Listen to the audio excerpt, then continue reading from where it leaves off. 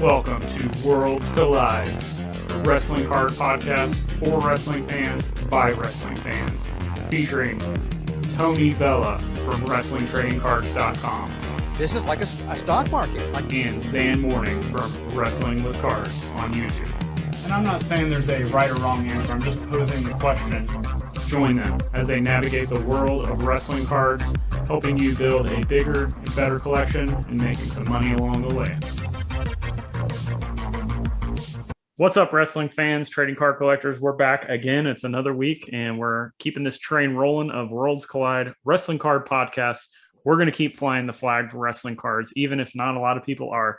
So here we are today with another episode of This Is Your Cards. People love this stuff. Yeah, and today, we had MJF last time, right? So I thought, what better than to follow that up with CM Punk? Because they had that great feud. And that was one of the few times, if we're going to talk, let's talk about wrestling for just a second. I have a really hard time connecting with modern wrestling because I can't find myself getting invested in storylines and personal issues. And I think a lot of that is just because a lot of the things you can say and do in professional wrestling now are kind of been neutered a little bit with the political correctness climate that we're in, as opposed to what you used to be able to do in the 80s and 90s. And back then I would get so mad at people or so invested in a babyface that I would want to tune in to see. And I just don't feel that way. But with MJF and with CM Punk, that feud, it got me. And then for a short second in time with AEW, I was not missing any of their TV. So then they finished it off with that dog collar match, which was the nice throwback to Greg Valentine and Roddy Piper at Starrcade for the Crockett's. Man, that was great. But we're not going to talk. This isn't a straight up wrestling podcast. It's a wrestling card podcast. There's a lot of regular wrestling card or wrestling podcasts out there. We're here for the cards. So according to Trading Card Database, only 729 CM Punk cards, which seems very low to me. It does. We always say that. I think that we think that the numbers on these things are really low. So for some of these guys that are just like superstars, you would think they would have like a minimum of like 1,000. But you think, I mean, and then bootleg stuff, which of course, Trading Card Database doesn't really archive that stuff. So yeah, correct. So of course we got to start with the rookie card, the first card, because that's what everybody and people wants. Don't mind me. I'm actually eating this episode, so don't mind me. Hey. How many times have we said it? We got to do what we got to do when we can. So if you guys want this episode and you want us to keep putting these out, you got to deal with Tony eating when he's got to eat. Hey, the wife sends me food. I can't turn it down. You got to do what you got to do. So rookie cards, actually, just kind of peek behind the curtain. We do have some notes, so we can kind of go back and forth on one. And we've actually picked the same card, but with a little bit of variation. So Tony, I'll let you take the floor on that. Obviously 2004 Pacific number 34. I go with the straight base card, not the red parallel.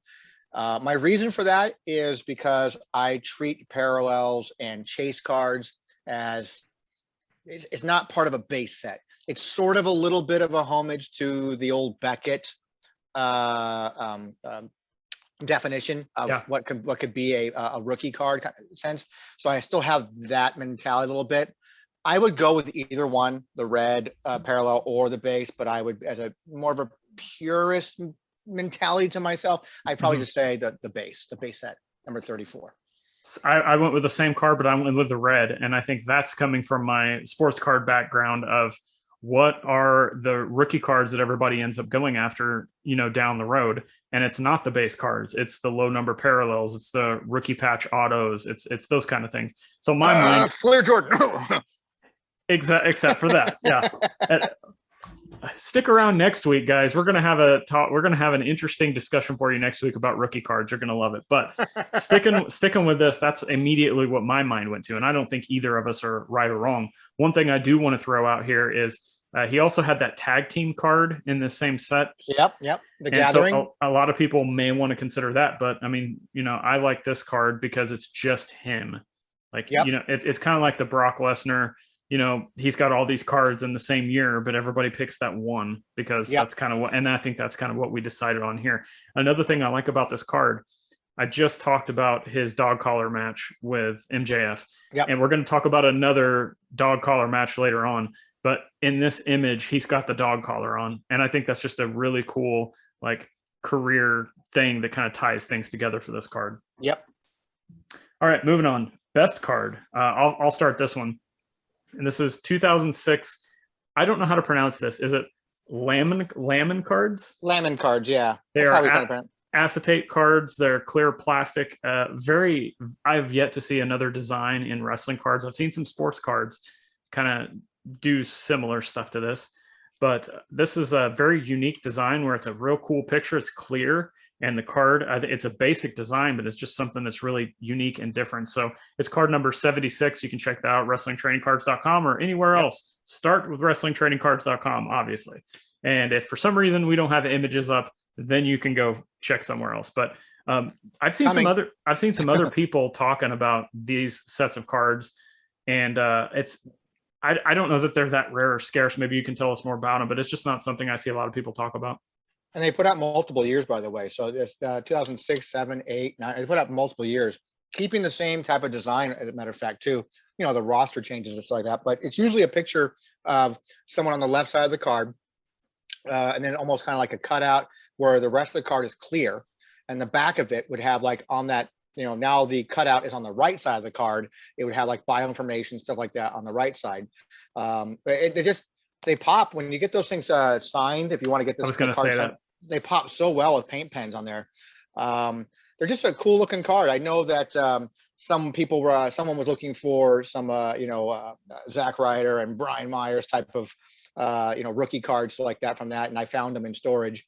But I found I had so many of them. But they made official binders for that stuff, and the binders would have a checklist on the inside, back and front of the inside of the cover. And they're just cool looking cards, man. They're really cool. They're traditional trading card size, and they're just cool looking cards. I think the autograph thing you said is huge. Like, I've seen some different versions of those signed on the clear part, and it's just amazing. So maybe those are some inexpensive if you can find them. I think they're a little bit harder to find, but they're not impossible from what I've seen. They're not totally impossible. They were released over in Europe. I think they're Italian. And they're made by a company called Edibus, I think they're called.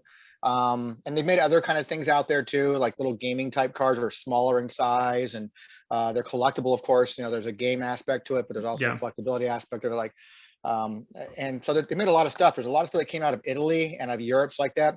You can go check out Husker Has, as a matter of fact. He's got a lot of that stuff listed on his website and singles to go check that kind of stuff out.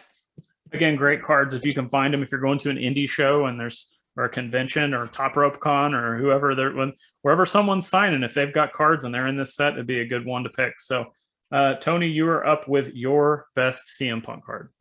You mentioned it several times already, but I love the brand new 2022 AEW Match Dated Moments #5, which that dog collar match. Yep. It's a great looking card. There's a lot of great cards. I mean, we can go back and check some of the top stuff. I can go back and say, whatever. I mean, his TNA cards I want to, but I really like that look of that. Just after a classic match that he had, and there's just there with the chain still around him. He's bloody, sweaty.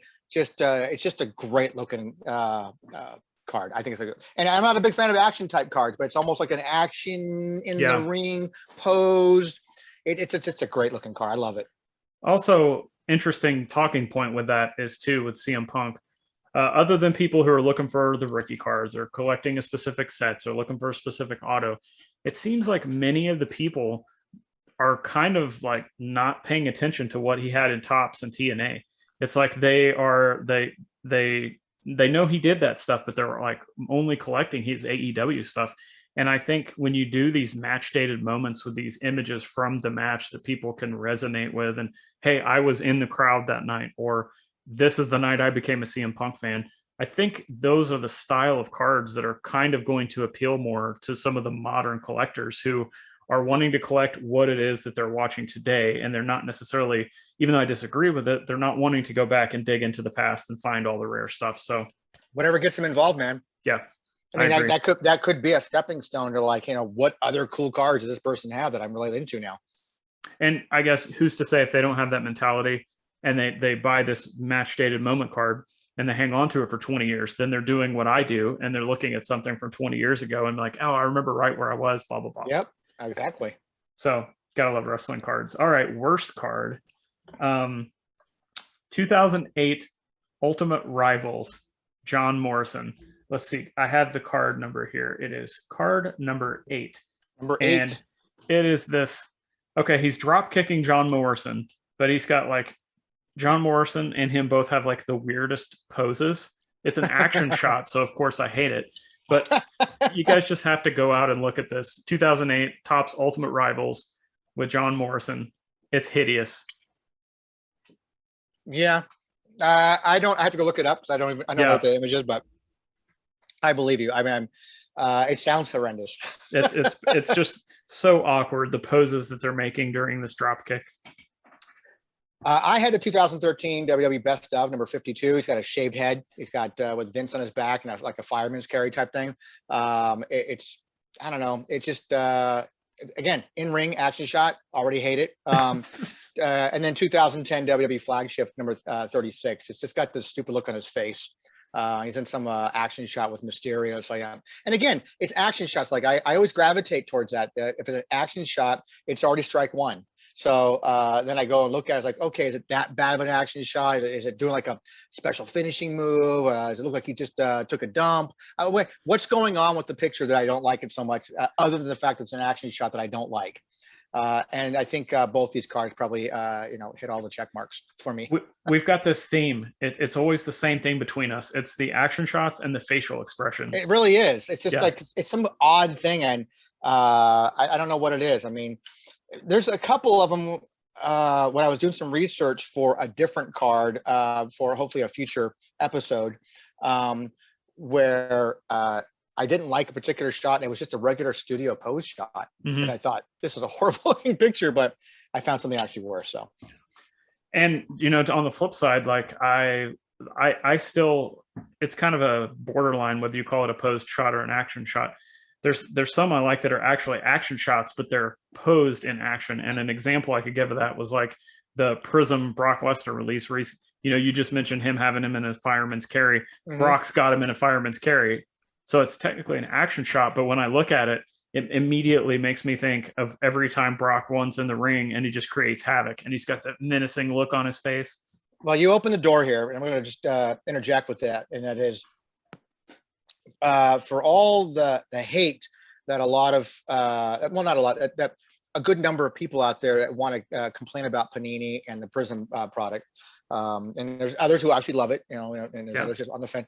One thing that they did really well outside of an outstanding checklist of characters they had for that inaugural set is there's some great imaging that was done for that, some great pictures, even action shot stuff just popped for me on some of those cards. Yeah.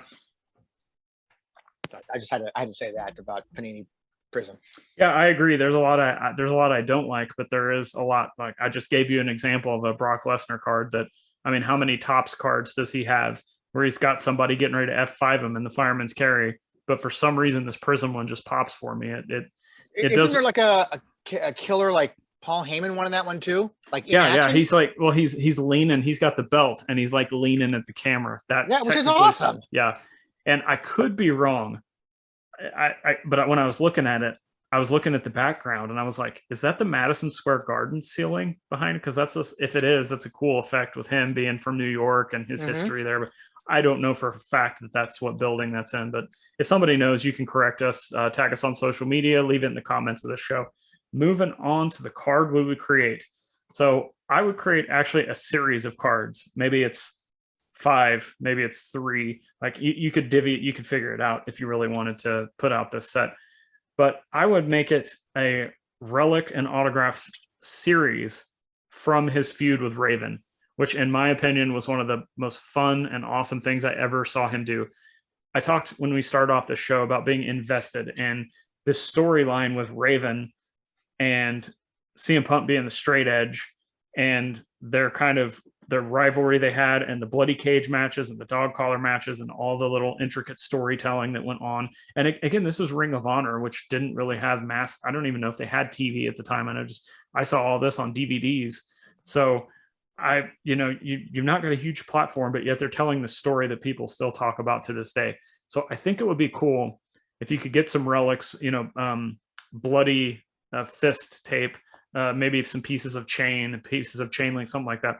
If you could like photo match it to those exact pictures that they maybe used in certain matches, and maybe have one from the first match and one from the second match, just kind of space it out and do different cards of both Raven and CM Punk and do a series of them, I think it would be cool.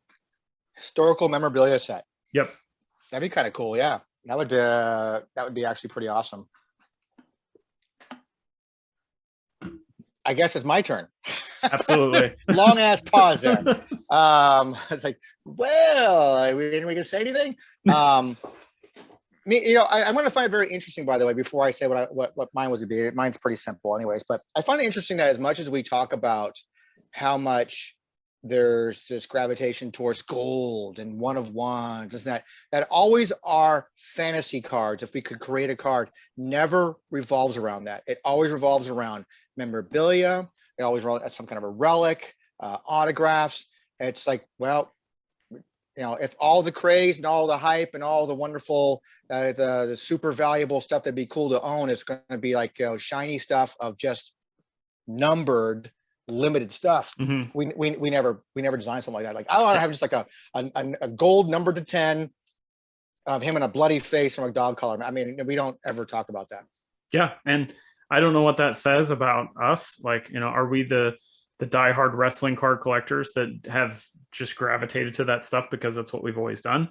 Or, is this the stuff that people really want? Because I've it's never crossed my mind when we're thinking about it. And if I'm creating a card and I have all the liberties to do whatever I want, this is the kind of stuff I'm going to do. Now, it's not just, putting a black t-shirt swatch in there. It's actually, photo match stuff from these events, or, sure. Like when we did the one about The Rock, I had an autograph, and it could be sticker autograph. Even if you could have an autograph from Dwayne Johnson, what was his name? I already forgot when he was Rocky Maivia. You can have The Rock, Dwayne Johnson, and you could even do like his characters from the movies, and Flex Cavana. That's what I was thinking of.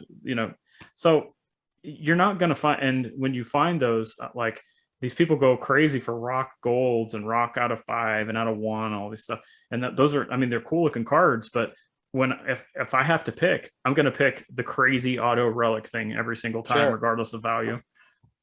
I was just pointing out that I find it crazy that we, the hype is always around other stuff, and yet when we have, like you said, all the liberties in the world to go and make these fantasy type of things in our fantasy world, we never pick something like that. We just go like, I'm going to keep it simple. Just do like a gold number to 5 or something, For mine, go ahead. I think I look at those when it's in my personal collection. I think they look awesome, but when I look at them, they're always, I don't care if it's a 1 of 1 or it's out of 10 or a 50 out of gold. If it's not in the Wrestling All-Stars, my ECW sets, or my cross collection, those are the first things I'm going to sell out of anything else, because I know I could get more money for them and then buy the stuff I want. So true. For mine, mine's a simple autograph card, and but it's a 5 signature autograph card. I like to have CM Punk autograph with the band members of Living Color. How many times have we been talking about merging music and wrestling? See, it's the best of both worlds for me. Yep. I would take that every day, man. Just having even if you're not the biggest Living Color fan, they wrote a song that he uses. It's synonymous with him now. Yeah. It wasn't written for him, obviously, but it's a song that he's adopted as his own. And it became, like I said, synonymous with him. And how cool it'd be to have like the band members themselves sign an autograph card of, with CM Punk on it. It'd be great. Realistically, I have a feeling AEW could pull something like that off. I don't think WWE would try, but I think AEW could try to pull something. Even if it was literally a 1 of 1 that was like an EPAC exclusive 1 of 1, a case hit, something along those lines. That would be a good chase for someone. Absolutely, it would be. And I mean, I don't know if I'd go and chase it because I'm not a CM Punk collector. But I just think if I had, like I said, the liberties of making whatever I want, I would turn it. That's kind of what I like to see. I think it'd be kind of cool to bridge the two worlds of music and wrestling. Yeah, 100% agree, especially with how synonymous that fits together. I mean, it could be any kind of cool design on it in the back or whatever, or, the bio information in the back could just be a quick bio, like how Punk, adopted that song absolutely. as his moniker, and it'd be kind of cool to have. So we talk about stories behind the cards and how cards tell stories. Yep. There's a perfect example right there, putting that on the bio and how they got that. Because I mean, that would be back to the WWE days. It'd still be interesting to hear how that kind of got put together. So great. Yep. What a great idea. And transitioning, you mentioned you're not a CM Punk collector. What do you think CM Punk cards are going to do going forward? I think it's a very interesting debate. Yeah, I'm not sure, to be honest with you. Well, we're not sure about anything other than I think the only sure thing is going to be like a Rock. I mean, but it's tough to tell with him. I mean, there's definitely a divide of people who are fans of CM Punk. There's a lot of people who are diehard CM Punk fans. They love everything he does, and there's others who just think that maybe he's overrated. And I mean, it can be said about any wrestler, though. I mean, or any talent. I mean, of any type of profession, I guess. I don't know. I mean, I was invested in him in a bit, even during his unhappy WWE days like that. Didn't know he was going to say next, even before the pipe bomb stuff. And I don't know. Let's all be honest, though, too. He's never been the most technically gifted wrestler in the ring. Right. But he tells very good stories. Agreed. And that's the important thing. Hogan's never been the most technically gifted person, but he told good stories. It's just different flavors for different people. For me, I think he's always going to be one of the greats that people are going to always look towards and want to collect. I don't think he's going to be a 6-figure card. I don't think he's going to be. I'd be hard pressed to see if he'd be a 5-figure card, to be honest with you. But there's always going to be a collectability with him, and I think if you can find a 2004, Pacific rookie card of his for $5, $10, $15, pick it up. It's a good investment, and I think it's going to go gradually over time. It'll still be worth something beyond what it is today. Well, we've seen what people are willing to pay for it when he signed with AEW. Remember that whole blow up? Yeah, but it faded so quick. Right. I mean, it was a hype and it came right back down. And that's kind of the thing. Like, again, I'm going to probably get a lot of hate from people like, how dare you? You're a WWE guy. Guys, I don't watch any wrestling. Okay. I've always said many times, you listen to anything on our show, on my show, wherever. I always said, I just treat it like other sports. I just do Sports Center type thing. I get all the highlights. I go to ESPN.com and I grab what my information, if it, and for wrestling, it's social media. But I think a lot of things that happen in AEW is a hype. It hits, pop. Oh, I expected that. It was so cool. And then it just kind of goes down. Like Cesaro is awesome. I think he's a perfect fit for that clique that he's in now. Will it translate to I want to see every week now because he's on it? Will they book him properly? I don't know. I don't know. I just see a lot of things happening over there that they book somebody, the big announcement, they come and they fade. Like, I don't see the. Do you think that's just a cultural thing we're in right now, though? You're probably right. Maybe I'm overthinking it. I agree with you, but it seems like now that you're saying this, I'm like, well, I see that in WWE. I see that in the NFL. I see that with music, and I'm just like, there's not a whole lot. That's wrestling and everything about. Even wrestling's been that way. Like, so many things of like they capture your attention, and then it doesn't live up to that same standard anymore. So yeah, some of us watched the Monday Night Wars all the time. I tune in every week because I didn't know what the hell's going to happen next. Correct. And I was switching from channel to channel. Even if there was there wasn't one. I was just a WWE guy, WF guy. I still want to know what the hell was going to happen next. I had no clue, and it was fun to watch. I don't think that nothing like that really exists for me that I'm aware. Yeah. I mean, I'm sure Chuckster could say, because he's a diehard AEW guy, that he's like, anytime that person's on the TV, I've got to tune in because I'm invested in that person. There's nothing out there that invests me in a long-term thing. Like, I don't feel like I've missed anything. Like, oh man, I don't watch AEW and I really want to see CM Punk's return, which I did. I wanted to see it, but I just didn't get into it. But now I'm like, it's just, I don't hear anything big going on with him. So transitioning it back to cards, I agree with you 100%. I think kind of the teaching point I want to say here is CM Punk's going to have a diehard collector base no matter what.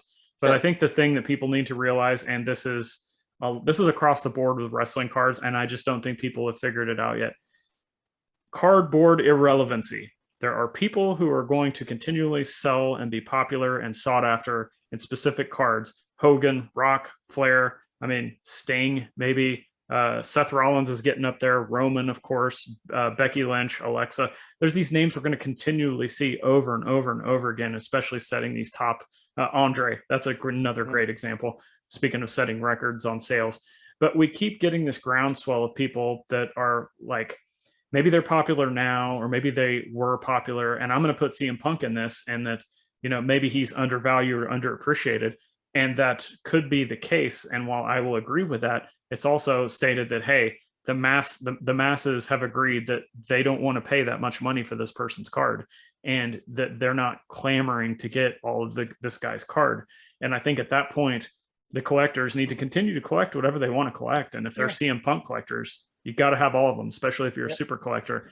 But from a market perspective and popularity perspective, it's the same thing with sports. They're, 90% of the Hall of Famers are only collected by the guys who want to collect them. The people aren't collecting them to try to make money off of them, because there's just not a lot of money even in them, even though they are Hall of Famers. I hope that made sense. Yeah, it totally makes sense. Yeah. I mean, not everybody's going to be into and love Rick Rude as much as the next person, or Mr. Perfect, or whoever else, which are all legends that people all can agree that, who know their wrestling history at some degree, at some level, man, those guys put on amazing matches, and I remember these feuds, but they're not going to translate into cardboard currency. And it shouldn't stop you from buying them either and collecting them. It's just, you got to kind of know that going into it. Like when I'm buying all the Karrion Kross stuff, or you're buying the Loomis stuff, like we know that there may be not a huge market for that because we're having fun doing it. But maybe we can if we're wanting to actually make money or see a good investment or something, maybe we see a cheap all-in set. Maybe we see some Rock shiny stuff. Maybe down the road, my Loomis collection, for whatever it would be worth,